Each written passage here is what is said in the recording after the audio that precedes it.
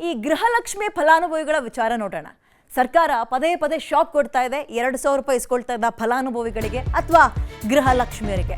ಗೃಹಲಕ್ಷ್ಮಿ ಯೋಜನೆಗೆ ಸರ್ಕಾರ ಮೇಜರ್ ಸರ್ಜರಿಗೆ ಮುಂದಾಗಿದೆ. ಹೊಸದಾಗಿ ಅರ್ಜಿಯನ್ನ ಸಲ್ಲಿಸಿದ್ರೆ ಮಾತ್ರ ಗ್ಯಾರಂಟಿ ಲಾಭ ನಿಮಗೆ ಸಿಗುತ್ತೆ. ಅಂದ್ರೆ ನೀವು 2,000 ರೂಪಾಯಿ ತಗೊಳ್ಳಕ್ಕೆ ಇನ್ನೊಂದ್ಸಲ ಅರ್ಜಿ ಹಾಕಬೇಕು. ಒಟ್ಟು 3.89 ಲಕ್ಷ ಫಲಾನುಭವಿಗಳಿಗೆ, ಹತ್ತತ್ರ 4 ಲಕ್ಷ, 4 ಲಕ್ಷಕ್ಕೆ ಸ್ವಲ್ಪ ನಂಬರ್ಸ್ ಕಡಿಮೆ ಅನ್ಕೊಳ್ಳಿ, ಅಷ್ಟು ಜನ ಫಲಾನುಭವಿಗಳಿಗೆ ಕೋಕ್ ಕೊಡಕ್ ಮುಂದಾಗ್ತಾ ಇದೆ. ಅವ್ರನ್ನ ಕಟ್ ಮಾಡಿ ಬಿಸಾಕತ್ತೆ. ಅವರಿಗೆ 2,000 ರೂಪಾಯಿ ಹೋಗಲ್ಲ ಇನ್ನು ಮುಂದಕ್ಕೆ. ಯೋಜನೆಯ ದುರುಪಯೋಗದ ಹಿನ್ನೆಲೆ ಸರ್ಕಾರ ಈ ಪರಿಷ್ಕರಣೆಗೆ ಮುಂದಾಗ್ತಾ ಇದೆ. ಇದರಲ್ಲಿ ಆದಾಯ ತೆರಿಗೆ ಪಾವತಿದಾರರು, ಹಾಗೆ ಮೃತಪಟ್ಟವರು ಸೇರಿದಂತೆ ಒಟ್ಟು 3.89 ಲಕ್ಷ ಜನ ಅನರ್ಹರಿದ್ದಾರೆ. ಇವರಿಗೆ ಹೋಗುವ ಅಗತ್ಯ ಇಲ್ಲ ಅಂತ ಅವರು ಒಂದು ಡೇಟಾ ತಗೊಂಡಿದ್ದಾರೆ. ಸೊ ಅವ್ರನ್ನ ಪಟ್ಟಿಯಿಂದ ಡ್ರಾಪ್ ಮಾಡೋದು ಅಥವಾ ಕೈ ಬಿಡೋದಕ್ಕೆ ಮುಂದಾಗ್ತಾ ಇದ್ದಾರೆ. GST ಪಾವತಿಸುವ 1.94 ಲಕ್ಷ, ಐ ರಿಪೀಟ್, GSTಯನ್ನ ಕಟ್ತಾ ಇರುವ 1.94 ಲಕ್ಷ ಮಂದಿ ಯೋಜನೆಯಿಂದ ಹೊರಗೆ ಹೋಗ್ತಾರೆ. ಇದರಿಂದ ಸರ್ಕಾರಕ್ಕೆ ಹತ್ತತ್ರ 77 ಕೋಟಿ ರೂಪಾಯಿ ಉಳಿತಾಯ ಆಗುತ್ತೆ. ಶೀಘ್ರವೇ ಬಯೋಮೆಟ್ರಿಕ್ ವ್ಯವಸ್ಥೆ ತರೋಕ್ಕೂ ಕೂಡ ಇವರು ಪ್ಲಾನ್ ಅನ್ನ ಮಾಡ್ಕೊಳ್ತಾ ಇದ್ದಾರೆ. ಪರಿಷ್ಕರಣೆ. ಮುಂಚೆ ಗೃಹಲಕ್ಷ್ಮಿ ಆಗಲಿ ಮತ್ತೊಂದಾಗಲಿ ನನಗೂ ಫ್ರೀ, ನಿನಗೂ ಫ್ರೀ, ಎಲ್ರಿಗೂ ಫ್ರೀ ಅಂದರು. ಈಗ ಎಲ್ರಿಗೂ ಕತ್ರಿ ಹಾಕ್ತಾ ಇದ್ದಾರೆ. ಓಕೆ, ಈ ಯೋಜನೆ ನಿಮಗೆ ಸಿಗಬೇಕು ಅಂದರೆ ಏನೆಲ್ಲ ಪ್ರಶ್ನೆಗಳು ಸದ್ಯಕ್ಕಿದ್ದಾವೆ ಅಂತ ನೋಡ್ಬಿಡ್ತೀನಿ ಕೇಳಿ. ಅಂದರೆ ಅಲ್ಲಿ ಏನಿದೆ ಅಂತ ಹೇಳ್ಬಿಡ್ತೀನಿ ಕೇಳಿ. ಮನೆ ಯಜಮಾನಿಯ ಸಂಪೂರ್ಣ ಮಾಹಿತಿ ಕೊಡ್ಬೇಕು ನೀವು. ಇನ್ನೊಂದ್ಸಲ ಅರ್ಜಿ ಹಾಕೋದಾದ್ರೆ ಮನೆಯ ಒಡತಿ ಯಾರಿದ್ದಾರೆ, ಯಜಮಾನಿ ಯಾರಿದ್ದಾರೆ, ಅವರ ಸಂಪೂರ್ಣ ಮಾಹಿತಿ ಕೊಡಬೇಕಾಗುತ್ತೆ. ಆ್ಯಂಡ್ ನಿಮ್ಮ ಆಧಾರ್ ಸಂಖ್ಯೆಯನ್ನು ಇನ್ನೊಂದ್ಸಲ ಕೊಡಬೇಕು ನೀವು. ಯೋಜನೆ ಫಲಾನುಭವಿಯ ಜಾತಿ ಯಾವುದು ಅಂತ ಕೂಡ ಕೇಳ್ತಾರೆ. ಅವ್ರು ಹೇಳ್ಬೋದು ಎಲ್ರಿಗೂ ಫ್ರೀ ಅಂತ. ಧರ್ಮ, ಜಾತಿ ಎಲ್ಲದನ್ನೂ ಕೇಳ್ತಾರೆ ಇನ್ನೊಂದ್ಸಲ ಅವರು. ಮನೆಯ ಯಜಮಾನಿ ಬ್ಯಾಂಕ್ ಖಾತೆಯ ವಿವರವನ್ನು ಇನ್ನೊಂದ್ಸಲ ಕೊಡಬೇಕು. ಆಮೇಲೆ ನಿಮ್ಮ ಮನೆಯಲ್ಲಿ ಎಷ್ಟು ಜನ ಸದಸ್ಯರಿಗೆ ಈ ಹಿಂದೆ ಗೃಹಲಕ್ಷ್ಮಿ ಹಣ ಬರ್ತಾ ಇತ್ತು ಹೇಳಬೇಕು. ಮನೆಯ ಯಜಮಾನಿ ಬ್ಯಾಂಕ್ ಖಾತೆಯ ವಿವರ ಏನು ಅಂತ ಇನ್ನೊಂದ್ಸಲ ಕೊಡಬೇಕು. ಗಂಡನ ಹೆಸರು ಮತ್ತು ಆಧಾರ್ ನಂಬರ್ನ ಕೂಡ ಕೊಡಬೇಕಾಗುತ್ತೆ. IT ಮತ್ತು GST ಪಾವತಿದಾರರಾಗಿರ್ತೀರಾ, ಅದನ್ನು ಕೂಡ ಇನ್ಫಾರ್ಮ್ ಮಾಡಬೇಕು. ಇದ್ರೆ ಕೊಡಕ್ಕೆ ಹೋಗ್ಬಿಡಿ, ಅವ್ರು ಕೊಡೋದೇ ಇಲ್ಲ ನಿಮ್ಗೆ ಹಣ. APL ಕಾರ್ಡ್ ಮತ್ತು BPL ಕಾರ್ಡ್ ಇದೆಯಾ ಅಂತ ಕೂಡ ಚೆಕ್ ಮಾಡ್ತಾರೆ. ಸೊ ಇನ್ನೊಂದ್ಸಲ ರೆಡಿಯಾಗಿ ಕ್ಯೂ ನಿಂತ್ಕೋಬೇಕು ನೀವು. ಸರ್ವರ್ ಪ್ರಾಬ್ಲಮ್ ಅಂತಾರೆ, ಸಹಿಸ್ಕೊಳ್ಬೇಕು. ಮಳೆನೋ ಚಳಿನೋ ನಿಂತ್ಕೋಬೇಕು 2,000 ರೂಪಾಯಿ ಸಿಗಬೇಕು ಅಂದರೆ. ಆ್ಯಂಡ್ ಇಲ್ಲಿ ತನಕ 2,000 ರೂಪಾಯಿ ಸಲೀಸಾಗಿ ಸಿಗ್ತಾ ಇತ್ತಾ? ಇಲ್ಲ. 2 ತಿಂಗಳಿಗೆ ಒಂದ್ಸಲ, 3 ತಿಂಗಳಿಗೆ ಒಂದ್ಸಲ ಕೊಡ್ತಾ ಇದ್ರು. ಕಳೆದ 2 ತಿಂಗಳಲ್ಲೂ ಕೂಡ ಸಿಕ್ಕಿರಲಿಲ್ಲ. ಈಗ DK ಶಿವಕುಮಾರ್ ಬರ್ತಾ ಇದ್ದಂತೆ ಮೇಜರ್ ಸರ್ಜರಿ ಮಾಡಕ್ಕೆ ಮುಂದಾಗಿದ್ದಾರೆ. ಒಂಥರ ಹಠ ತೊಟ್ಬಿಟ್ಟಿದ್ದಾರೆ. ಆ್ಯಂಡ್ ಅವರು ಪರಿಷ್ಕರಣೆ ಮಾಡಲೇಬಾರ್ದ ಹಾಗಾದ್ರೆ ಅಂತ ಕೇಳಿದ್ರೆ ಡೆಫಿನೆಟ್ಲಿ ಹೌದು, ಪರಿಷ್ಕರಣೆ ಮಾಡಬೇಕು. ಬಟ್ ನೀವು ಪರಿಷ್ಕರಣೆ ಹೆಸರಲ್ಲಿ ಪಾಪ ಫಲಾನುಭವಿಗಳನ್ನು ಹೊರಗೆ ಹಾಕಬೇಡ್ರಿ. ಆ್ಯಂಡ್ ನನಗೆ ಇನ್ನೊಂದು ಅರ್ಥ ಆಗಲಿಲ್ಲ, ಇದರಲ್ಲಿ ಯಾಕೆ ಜಾತಿ ಕೇಳ್ತಾ ಇದ್ದೀರಿ? ಏನು ಲೆಕ್ಕಾಚಾರ ನಿಮ್ಮದು? ಯಾವುದೇ ಕಾರಣಕ್ಕೂ ಗ್ಯಾರಂಟಿಯನ್ನು ನಿಲ್ಲಿಸಲ್ಲ ಅಂತ ಇದ್ದಾರೆ. ನಮ್ಮ ಗ್ಯಾರಂಟಿ ಯೋಜನೆ ಇಡೀ ದೇಶಕ್ಕೆ ಮಾದರಿ. ಸರಿಯಾದ ಫಲಾನುಭವಿಗಳಿಗೆ ಯೋಜನೆ ಅನ್ನೋದು ಸಿಗಬೇಕು. ಗ್ಯಾರಂಟಿಗೆ ಸರ್ಕಾರದ ಸರ್ಜರಿಯನ್ನು ಈ ರೀತಿಯಾಗಿ DK ಶಿವಕುಮಾರ್ ಸಮರ್ಥಿಸ್ಕೊಳ್ತಾ ಇದ್ದಾರೆ. ನಿಲ್ಲಿಸಲ್ಲ ನಾವು ಗ್ಯಾರಂಟಿಯನ್ನ, ನಾವು ತಂದುವಲ್ಲ, ಇಡೀ ದೇಶದವ್ರು ನೋಡ್ತಾ ಇದ್ದಾರೆ. ಬಟ್ ಯಾರಿಗೆ ಸಿಗಬೇಕು ಅಂಥವ್ರಿಗೆ ಮಾತ್ರ ಸಿಗಬೇಕು ಅನ್ನೋ ಹಿನ್ನೆಲೆಯಲ್ಲಿ ನಾವು ಈ ಸರ್ಜರಿಗೆ ಮುಂದಾಗ್ತಾ ಇದ್ದೀವಿ ಅಂದರು. ದಯವಿಟ್ಟು ನೀವು ಮತ್ತು ಸಿದ್ದರಾಮಯ್ಯ ಸ್ಟೇಜ್ ಮೇಲೆ ನಿಂತ್ಕೊಂಡು ಹೇಳಿದಂತಹ ಮಾತನ್ನ ವಾಪಸ್ ತಗೊಳ್ಬೇಕು. ಕಾಕಾ ಸಾಬ್ ನಿಂಗೂ ಫ್ರೀ, ನಂಗೂ ಫ್ರೀ, ಮಹೇಶ ನಿಂಗೂ ಫ್ರೀ ಅಂದ್ರಲ್ಲ, ಆ ಮಾತನ್ನ ವಾಪಸ್ ತಗೊಳ್ಬೇಕು. ಇಲ್ಲಾಂದ್ರೆ ಟ್ರೋಲ್ ಮಾಡ್ತಾರೆ. ಅಷ್ಟನ್ನು ಮಾತ್ರ ಕಟ್ ಮಾಡ್ಕೊಂಡು ಅವನಿಗೂ ಫ್ರೀ, ಇವನಿಗೂ ಫ್ರೀ, ಇವ್ರು ಹೆಂಡತಿಗೂ ಫ್ರೀ ಅಂದಿದ್ರು, ಈಗ ಯಾಕೆ ಎಲ್ಲದಕ್ಕೂ ಸರ್ಜರಿ ಮಾಡ್ತಾ ಇದ್ದೀರಿ ಅಂತ ಕೇಳ್ತಾರೆ. ಅದಕ್ಕೆ ಕ್ಲಾರಿಟಿ ಕೊಡಬೇಕಾಗತ್ತೆ.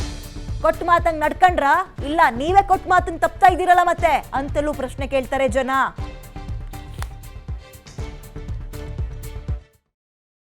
ವಿರೋಧ ಪಾರ್ಟಿಯವ್ರು ಟೀಕೆ ಮಾಡಕ್ಕೆ, ವಿರೋಧ ಪಾರ್ಟಿಯವರು ಏನೇ ಒಳ್ಳೇದು ಮಾಡಿದ್ರು ತಡೆಯಕ್ಕೆ ಇರೋದು. ಅವ್ರೇನು ಒಳ್ಳೇದಕ್ಕೆ ಏನಿಲ್ಲ. ಅವರು ನನಗೆ ಗೊತ್ತಿದೆ, ಅದು ಅವ್ರ ಕೈಯಲ್ಲಿ ಮಾಡಕ್ಕಾಗದೆ ಹೋದ ಕೆಲಸಗಳನ್ನೆಲ್ಲ ನಾವು ಮಾಡ್ತಾ ಇದೀವಿ. ಗ್ಯಾರಂಟಿನ ನಾವು ವಾಪಸ್ಸು ಯಾರು ಕರೆಕ್ಟು ಫೋಟೋಸು ಐಡೆಂಟಿಫಿಕೇಶನ್ ಬೇಕು. ಆಗ ಏನೋ ತರಾತುರಿಲಿ ಕೆಲವರೆಲ್ಲ ಯಾರ್ದೋ ಫೋನ್ ನಂಬರ್ ಕೊಟ್ಬಿಟ್ಟಿದ್ದಾರೆ, ಯಾರ್ದೋ ಅಕೌಂಟ್ಗೆ ದುಡ್ಡು ಹೋಗ್ತಾ ಇದೆ. ನಮ್ಗೆ ನೇರವಾಗಿ ಕರೆಕ್ಟಾಗಿ ಅವ್ರ ಅಕೌಂಟ್ಗೆ ದುಡ್ಡು ಹೋಗ್ಬೇಕು. ಯಾರ್ಯಾರೋ ಡ್ರಾ ಮಾಡ್ತಾ ಇದ್ದಾರೆ, ಅದೆಲ್ಲ ನಮ್ಮ ಹತ್ರ ಎಲ್ಲ ದಾಖಲೆ ಇದೆ. ಆಮೇಲೆ ಕರ್ನಾಟಕದವ್ರಿಗೆ ನಾವು ಈ ಗ್ಯಾರಂಟಿ ಕೊಡ್ತಾ ಇರೋದು, ಹೊರಗಡೆ ರಾಜ್ಯದವ್ರಿಗೆ ಗ್ಯಾರಂಟಿ ಕೊಡ್ತಾ ಇಲ್ಲ. ಬಸ್ಸಲ್ಲಿ ಕರೆಂಟು ಕೂಡ ಕರ್ನಾಟಕ ರಾಜ್ಯದಲ್ಲಿ ಯಾರು ವೋಟ್ ಇದೆ ಅವ್ರು ಕೊಡಬೇಕು. ವೋಟ್ ಇಲ್ದೇ ಹೋದವ್ರಿಗೆ ಯಾಕೆ ಕೊಡ್ಬೇಕು ನಾವು? ಸೊ ನಾವು ಇಲ್ಲಿ ಯಾರಿದ್ದಾರೆ ಅವ್ರಿಗೆಲ್ಲ ಉಪಯೋಗ ಮಾಡಬೇಕು. ಈಗಾಗಲೇ ಕ್ಯಾಬಿನೆಟ್ ಅಲ್ಲಿ ಬಸ್ ಅವ್ರಿಗೆಲ್ಲ ಒಂದು ಐಡೆಂಟಿಫಿಕೇಶನ್ ಕಾರ್ಡ್ ಕೊಡಬೇಕು ಅಂತ ತೀರ್ಮಾನ ಮಾಡಿದ್ವಿ. ಹಿಂದೆನೆ ತೀರ್ಮಾನ ಮಾಡಿದ್ವಿ 3 ತಿಂಗಳಿಂದನೇ. ಆ ಪ್ರೊಸೀಜರ್ ನಡೀತಾ ಇದೆ. ಸೊ ಅದನ್ನ ಸ್ಟ್ರೀಮ್ ಲೈನ್ ಮಾಡ್ತೀವಿ ಅಷ್ಟೇ. ಯಾರಿಗೂ ಯಾವ ಕಾರಣಕ್ಕೂ ಗ್ಯಾರಂಟಿ ನಿಲ್ಲಿಸುವುದಿಲ್ಲ. ನಿಲ್ಲಿಸೋದು ನಮ್ಮ ಕಾರ್ಯಕ್ರಮ ಅಲ್ಲ. ನಾವು ಇಡೀ ದೇಶಕ್ಕೆ ಮಾದರಿ.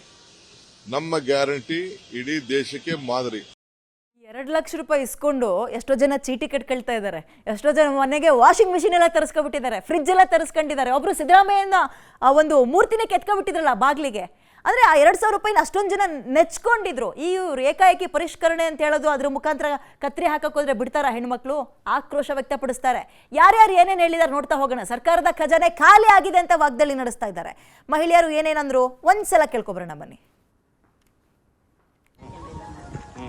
ಅಲ್ಲಮ್ಮ, ಈಗ ಫಸ್ಟ್ ಎಲ್ಲ ಕೊಡ್ತಾ ಇದ್ರು, ಈಗ ಮತ್ತೆ ಹೊಸ ಅರ್ಜಿ ಹಾಕ್ಬೇಕು ಅಂತ ಹೇಳ್ತಿದ್ದಾರೆ. ಮತ್ತೆ ಫಸ್ಟ್ ಇಂದ ಹಾಕ್ಬೇಕು ಅಂತಿದ್ದಾರೆ. ಮತ್ತೆ ಅದೆಲ್ಲ ಚಿಂತಾ ಇದ್ದಾರೆ. ಅಮೌಂಟ್ ಸತ್ತೋರು ಬರ್ತಾ ಇದೆ ಅಕೌಂಟಿಗೆ ಅಮೌಂಟ್ ಕೊಟ್ಟು ಹೇಳ್ತಾ ಇದ್ದಾರೆ. ಮತ್ತೆ ಈಗ ಕರೆಕ್ಟ್ ಆಗಿ ಬರ್ತಾ ಇದೆಯಾ ಗೃಹಲಕ್ಷ್ಮಿ? ಬರ್ತಾ ಇದೆ. ಈಗ 2-3 ತಿಂಗಳಿಂದ ಬಂದಿಲ್ಲ ಅಂತಲ್ಲ? ಬಂದಿಲ್ಲ ಸರ್, ಬಿದ್ದೇ ಇಲ್ಲ. ಬಿದ್ದಿಲ್ಲ. ಏನ್ ಹೇಳ್ತೀರಿ ಸರ್ಕಾರಕ್ಕೆ? ಏನ್ ಅವ್ರು ಫಾಲೋ ಮಾಡ್ತಾ ಇಲ್ಲ ಅಲ್ಲ ಸರ್. ಈಗ ತಿಂಗಳ ಹಾಕ್ತಿವಿ ಅಂದಿದ್ದು ಅಪ್ಪಟ 1 ತಿಂಗಳ ಹಾಕಿದ್ರು 1 ತಿಂಗಳ ಆಗ್ತಾ ಇಲ್ಲ. ಆಗ್ತಾ ಇಲ್ಲ. ಸರ್ಕಾರಕ್ಕೆ ಏನ್ ಹೇಳ್ತೀರಮ್ಮ? ಸರಿಯಾಗಿ ಈಗ ಮೊದಲೆಲ್ಲ ಭರವಸೆ ಕೊಟ್ಟಿತ್ತು, ನಾವು ತಿಂಗಳ ಕೊಡ್ತೀವಿ ಅಂತ ಹೇಳಿ. ಏನದು ಅವ್ರ ರೂಲ್ಸ್ ಪಾಲ್ಸ್ ಇಲ್ದು ಈ ತರ ಇದು ಮಾಡಬಾರ್ದು ಅಲ್ಲ. ಓಟ್ ಹಾಕ್ಸ್ಕೊಂತಾರ, ಎಲ್ಲ ಇದು ಮಾಡ್ತಾರ. ಓಟ್ ಹಾಕ್ಸ್ಕೊಳ್ಳುವಾಗ ಒಳ್ಳೊಳ್ಳೆ ಮಾತು ಹೇಳ್ತಾರೆ ಅಷ್ಟೇ. ಮತ್ತೆ ಈಗ ನೋಡ್ರಿ, ಮತ್ತೆ ಬಸ್ದು ಫ್ರೀ ಅಂತ ಇದು ಮಾಡ್ತಾರ. ಅದು ಮತ್ತೆ ಈಗ ಐಡಿ ಕಾರ್ಡು ಮಾಡಿಸ್ಕೋಬೇಕು ಅಂತಿದ್ದಾರೆ. ID card. ಈಗ ದಿನಕ್ಕೊಂದು ದಿನಕ್ಕೊಂದು ರೂಲ್ಸ್ ಮಾಡಿದ್ರೆ ಹೆಂಗೆ ಜನ ಬದುಕೋದು ಅಂತ? ಏನು ಸರ್ ಅದು ಅವ್ರಿಗೂ ಓಕೆ. ಮಾಡಬಾರ್ದಿತ್ತು. ಒಂದು ಇದು ಇಟ್ಟು ಮಾಡ್ಬೇಕಿತ್ತು. ಅಂದ್ರೆ ಫಸ್ಟ್ ಈಗ ಒಂದು ನಿಯಮ ತಮ್ಮಂದಿತ್ತು, ಅದೇ ಪಾಲಿಸ್ಕೊಂಡು ಹೋಗ್ಬೇಕಿತ್ತು. ಈಗ 2 ತಿಂಗಳಾಯ್ತು ನಮಗ ಗೃಹಲಕ್ಷ್ಮಿ ಹಣ ಬಂದಿಲ್ಲ. ಬಂದಿಲ್ಲ. ಅಲ್ಲಮ್ಮ, ಈಗ ಮತ್ತೆ ಒಳ್ಳೆ ಹೇಳಿಕ್ತಿನ ಬಂದಿಲ್ಲ ಅಂತೀರಿ. ಒಳ್ಳೆ ಮತ್ತೆ ಪುನಃ ಅರ್ಜಿ ಹಾಕ್ಬೇಕು ಅಂತ ಹೇಳ್ತೇವೆ ಸರ್ಕಾರ. ಇದು ಅರ್ಜಿ ಹಾಕೋದು ಪುನಃ ಮತ್ತೆ ಇದು ಮಾಡೋದು ಎಲ್ಲರಿಗೂ ಬಹಳ ಇದಾಗುತ್ತೆ, ಕಷ್ಟ ಆಗುತ್ತಲ್ಲ ಎಲ್ಲರಿಗೆ. ಜನಸಂಖ್ಯೆ ಹೆಂಗ್ ಇದು ಮಾಡೋದು ಜನರು? ಈಗ ಸಿದ್ದರಾಮಯ್ಯ ಸರ್ಕಾರ ಇದ್ದಾಗ ಒಂದ್ ರೀತಿ ಇತ್ತು, ಈಗ ಡಿಕೆಶಿ ಬಂದ್ಮೇಲೆ ಇನ್ನೊಂದ್ ರೀತಿ. 5,000 ರೂಪಾಯಿ ಬರ್ತಿದೆ ಅಂತಾರ, 2,000 ರೂಪಾಯಿನೇ ಬರೋಲ್ದು. ಇಲ್ಲಿ 5,000 ರೂಪಾಯಿ ಕೊಡೋದವನ. ಈಗ ಇದ್ರದ್ದು ಕರೆಂಟ್ ಬೇರೆ ಈಗ ಕೆಲವೊಂದಿಷ್ಟು ಜನ ಹೊರಗಿಟ್ಟಿದ್ದಾರೆ. 200 ಯೂನಿಟ್ ಫ್ರೀ ಅಂದಿದ್ರು. ಈಗ ಮತ್ತೆ ಅದು ಇಲ್ಲ. ಅದು ಇಲ್ರಿ. ಈಗ ಮೊನ್ನೆ ನೋಡ್ರಿ, ನಮ್ದು 1,000 ರೂಪಾಯಿ ಬಂದಿದೆ ಬಿಲ್. ತುಂಬಿದೀವಿ ನಾವು. ಈಗ ಫ್ರೀ ಅಂತ ಹೇಳ್ತಾರೆ. ಮತ್ತೆ ಏನ್ ಫ್ರೀ ಇಲ್ಲ. ಒಂದ್ ಕಡೆ ತಗೊಳೋದು, ಒಂದ್ ಕಡೆ ಹಾಕೋದು. ಇದಾತ ಅವ್ರದ್ದು. ಎಲ್ಲ ಜನ ಕಡೆಯಿಂದ ನಮ್ ಕಡೆಯಿಂದ ತಗೊಂಡು ನಮ್ಗೆ ಹಾಕೋದು. ಹಂಗಾತಲ್ರಿ. ಫ್ರೀ ಬೇಕು ಹಣ ಬರ್ತಾ ಇದೆಯಾ? ಇಲ್ಲ ಸರ್, ಬರಲ್ಲ. ಈಗ ಒಂದ್ 5-6 ತಿಂಗಳಾಯ್ತು ನಿಂತೋಗತ್ತೆ. 3 ತಿಂಗಳಂತೂ ಪೂರ್ತಿ ಇಲ್ಲ. ಇಲ್ಲ. ಈ ಮತ್ತೊಮ್ಮೆ ಅರ್ಜಿ ಸಲ್ಲಿಸ್ಬೇಕಂತ ಗೃಹಲಕ್ಷ್ಮಿ ಹಾಕ್ಬೇಕಂದ್ರ ಏನ್ ಸಲ್ಲಿಸಬೇಕು ಸರ್? ಮತ್ತೆ ಎಲ್ಲಿ ಓಡಾಡೋದು? ಇದು ಜೀವನ ಮಾಡೋದೆಷ್ಟು, ಅದು ಸಲ್ಲಿಸೋದೆಷ್ಟು? ಎಲ್ಲಿ ಅಂತ ಓಡಾಡಿ ಮಾಡಿಸ್ಬೇಕು? ಹೆಂಗ್ ಹಾಕಿದ್ರ ಹಂಗ ಹಾಕಿದ್ರ ಆತ ಮಾತು ಕೊಟ್ಟಿದ್ ಪ್ರಕಾರ ನಡ್ಕೋಬೇಕಲ್ವಾ? ಈಗ ನಡ್ಕೊಂತ ಇಲ್ವಾ ಸರ್ಕಾರ? ಇಲ್ಲ, ನಡ್ಕಂತಿಲ್ಲ. ಎಲ್ಲಿ ನಡ್ಕಂತೈತೆ? ಕರೆಂಟ್ ಬಿಲ್ ಫ್ರೀ ಅಂತ ಬರ್ತಾ ಇದೆ ಅಮ್ಮ. ಈಗ ವಾಪಸ್ ಮತ್ತೆ ಸರ್ಕಾರ ಒಳ್ಳೆ ಅದನ್ನ ಅರ್ಜಿ ಹಾಕ್ಬೇಕಂತ ಹೇಳಕತ್ತೈತಿ. ಒಳ್ಳೆ ಅರ್ಜಿ ಅಂದ್ರೆ ಕೆಲವೊಬ್ರು ಬರ್ಲಿಂದ ಅರ್ಜಿ ಕೇಳ್ತಾ ಇದಾರೆ. ತಪ್ಪೇನೈತಿ? ಅಲ್ಲ, ಈಗ ಈ ಕೆಲವೊಮ್ಮೆ ಅದು ಈ ಬೇರೆ ಬೇರೆ ಊರ್ ಕಡೆ ಎಲ್ಲ ಹೋಗಿರ್ತಾರೆ, ಕೆಲವೊಮ್ಮೆ ಆಗ್ತಿರಲ್ಲ ಹಾಕೋದು. ಅದು ಸಮಸ್ಯೆ ಆಗುತ್ತಲ್ಲ. ಒಂದೊಂದ್ ತಿಂಗಳು ಬಿಟ್ಟು ಹೆಚ್ಚು ಕಮ್ಮಿ ಆಗ್ತಾನೆ ಇದಾರೆ. ಅಲ್ಲಮ್ಮ, ಅಮೌಂಟ್ ಹಾಕ್ತಾರೆ. ಈಗ ಒಳ್ಳೆ ಮತ್ತೆ ಅರ್ಜಿ ಹಾಕೋದು, ಕೆಲವೊಂದು ಆದಾಯ ಜಾಸ್ತಿ ಇದ್ದವ್ರು ಕೊಡಲ್ಲ ಅನ್ನೋದು. ಈಗೆಲ್ಲ 5-6 ಲಕ್ಷ ಜನ ಹೊರಗಿಟ್ಟಿದ್ದಾರೆ ಅವರು.